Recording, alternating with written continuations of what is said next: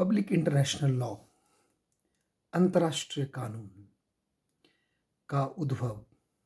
वैसे तो प्राचीन काल से मिलता है, पर प्राचीन काल में अलग-अलग मानवीय सभ्यताओं में अलग-अलग प्रकार के इंटरनेशनल लॉ मिलते हैं, चाहे फिर वो भारतीय सभ्यता हो, चाइनीज़ सभ्यता हो, इजिप्ट की सभ्यता हो, रोमन सभ्यता हो। परंतु आधुनिक समय में इसकी शुरुआत यूरोप से होती है, जब स्पेन और दूसरी और डच कॉलोनियल पावर शुरू में अपनी पावर गेन करती है और ट्रीटी ऑफ वेस्टफेलिया के बाद एक तरह का स्टेट सिस्टम इस्टेब्लिश होता है और फिर एक उपनिवेशों को ढूंढने की एक रेस लगती है और जो कंट्रीज इसमें लीड करती हैं और इंडस्ट्रियलाइज भी होती हैं आगे चल करके, वही इंटरनेशनल लॉ के रिलेशंस को स्टार्ट करती है। जो उनके कंसर्न होते हैं वही सबसे पहले इंटरनेशनल लॉ के दायरे में आते हैं, चाहे आपसी युद्ध हो, आपसी युद्धों के दौरान निपटने के तरीके हों, सैनिकों के अधिकार हों, टेरिटरी को कैप्चर करने की व्यवस्था हो, जो भी इस तरह की व्यवस्था होती है जिनसे उनका पाला पड़ता है, वही पहले इंटरनेशनल रिलेशनशिप में आते हैं और इसीलिए उनके लिए इंटरनेशनल लॉ की व्यवस्था की जाती है। और मज़े की बात यह है कि शुरू में treaty of conference of Vienna के बाद 1915 में balance of power system law favour करता है। बाद में जब फर्स्ट वर्ल्ड वॉर और सेकेंड वर्ल्ड वॉर आती है तो इन दोनों टाइम्स में इनडायरेक्टली अमेरिका एक नई शक्ति के रूप में आकर के अपनी वैल्यू सिस्टम को इंटरनेशनल लॉ में प्रेजेंट करता है और इंटरनेशनल लॉ एक कलेक्टिव सिक्योरिटी के कॉन्सेप्ट की तरफ आगे बढ़ता है 1919 में, थोड़ा कम फोकस से, और 1945 में ज़्यादा अच्छे फोकस से इंटरनेशनल लॉ उस डायरेक्शन की ओर बढ़ता है। पर जो 1950 के दशक में जो ये डिकोलोनाइजेशन होती है और नए राष्ट्र सामने आते हैं, चाहे वो कितने भी डिपेंडेंट होते हैं, फिर भी वो एक नए पर्सपेक्टिव को देने का प्रयास करते हैं और इंटरनेशनल लॉ को भी वेस्टर्न कंसेप्शन से बाहर निकालकर ज़्यादा ग्लोबल बनाने की मांग करते हैं। और इसमें कई ऐसे स्कॉलर्स बाद आते हैं जो कि कलेक्टिवली एक मूवमेंट चलाते हैं, हालांकि बाद में वो मूवमेंट फेल भी होती है, पर फिर भी एक मूवमेंट चलती है, उसका नाम है TWAIL, third world approaches to international law. और इसकी जो अर्ली जनरेशन होती है उसमें एक भारतीय आर.पी. आनंद जी अपने लेखों के माध्यम से इंटरनेशनल लॉ जो उस समय एग्जिस्ट कर रहा था उसके और कॉलोनियल जो मास्टर्स थे, इंपीरियल जो पावर्स थी, उनके संबंधों को अंडरस्टैंड करने का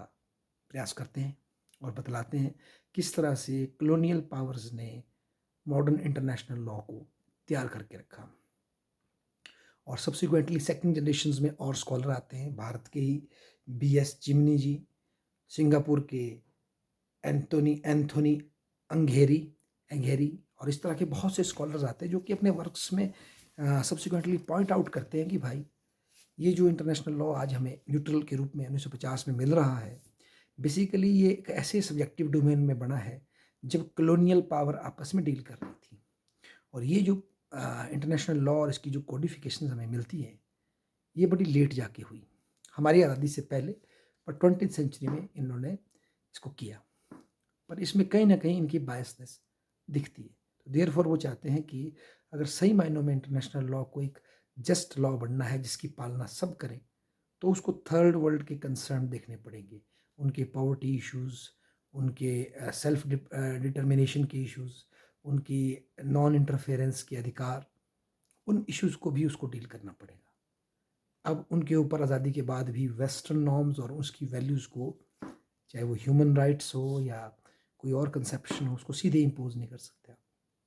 क्योंकि अब तक इससे पहले भी वाइट मैन बर्डन के नाम पर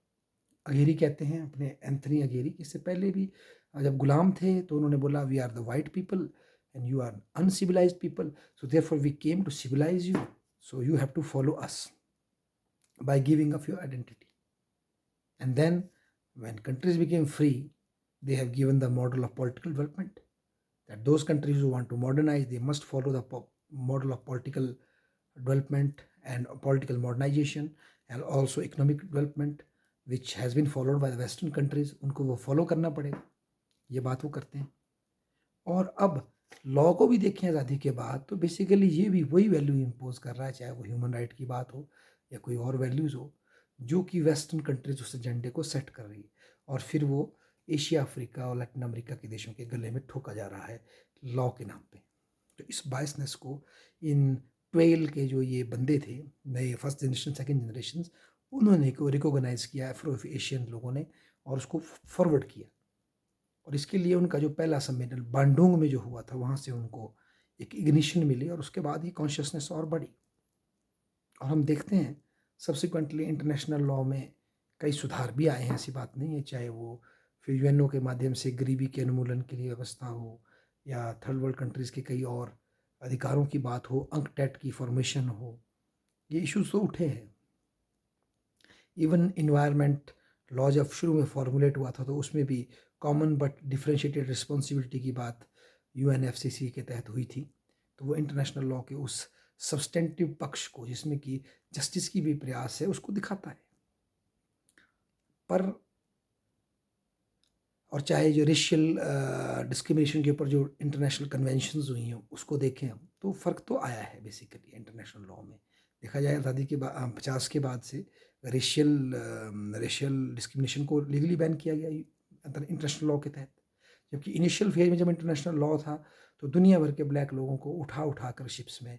अमेरिका को बेचा गया, या बाहर से कई इंडेंचर्ड लेबर को उठा उठा कर गुयाना, अफ्रीका और कई देशों में छोड़ा गया। उस समय कोई इंटरनेशनल लॉ उन लोगों के हितों की बात नहीं करता था। तो बेसिकली अब पॉजिटिव पर्सपेक्टिव तो इसमें आया है टाइम ऑफ इस इंटरनेशनलेशन को समझने के बाद। इंटरनेशनल लॉ जो है वो वाइडन हुआ है, और उसकी डोमेन भी वाइडर हुआ है, उसमें एक्टर भी और आए, ना केवल स्टेट बल्कि सिटीज़न को स्पेस मिला है, एनजीओज़ को स्पेस मिला है, सब नेशनल गवर्नमेंट्स को मिला है, मल्टीनेशनल कॉरपोरेशंस को, आर्बिट्रेशन सेंटर्स को इंटरनेशनल लॉ में स्पेस मिलता है। तो बेसिकली इसका डोमेन भी वाइडर हुआ है।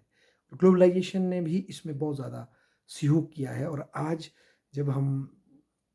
इंटरनेशनल लॉ को देखते हैं, तो ग्लोबलाइजेशन की जो इंटरडिपेंडेंस आई है, जिसने कि देशों को कई एंगल्स पे आपस में कॉमन रजीम खड़ी करने के लिए फोर्स किया है, उससे कई इंटरनेशनल रजीम्स खड़ी हुई हैं, जो कि इंटरनेशनल लॉ को स्ट्रॉन्ग करती है, चाहे वो फिर ट्रेड की रजीम हो, इन्वायरमेंटल रजीम हो, वेपन्स की रेगुलेशन की रजीम्स हो, या एनिमल प्रोटेक्शन की रजीम हो, वो बेसिकली इंटरनेशनल लॉ पर ही इंटरडिपेंडेंस को बढ़ाती है। तो इस तरह से हमारे इंटरनेशनल रिलेशन में के कॉन्टेक्स्ट में इंटरनेशनल लॉ में परिवर्तन आया है, और ये आगे बढ़ रहा है। और कहीं ना कहीं आज इंटरनेशनल लॉ में स्थिति ये भी हो गई है कि इंटरनेशनल लेवल पर न्यूट्रलिटी की पोजीशन लेना बड़ा टफ हो गया है लीगली, क्योंकि यूएनओ की मेंबरशिप मैक्सिमम कंट्रीज़ ने ले ली है, और ह्यूमन राइट्स और यूनिवर्सल वैल्यूज़ इतनी स्ट्रांग हो गई है कि अब कोई कंट्री अगर लीगली कोई उसके अगेंस्ट स्टैंड लेती है, तो उसकी स्टैंडिंग वीक हो जाती है। और डिस्पाइट वेरी फैक्ट कि वो यूएनओ के सदस्य हैं, चाहे वो किसी कॉन्फ्लिक्ट में न्यूट्रल भी रहें, जैसे अभी रशिया और इसका यूक्रेन का कन्फ्लिक्ट है, तब भी वो उसमें न्यूट्रल नहीं रह सकते। ये भी इंटरनेशनल लॉ में एक बहुत बड़ा परिवर्तन देखने को मिला है। धन्यवाद।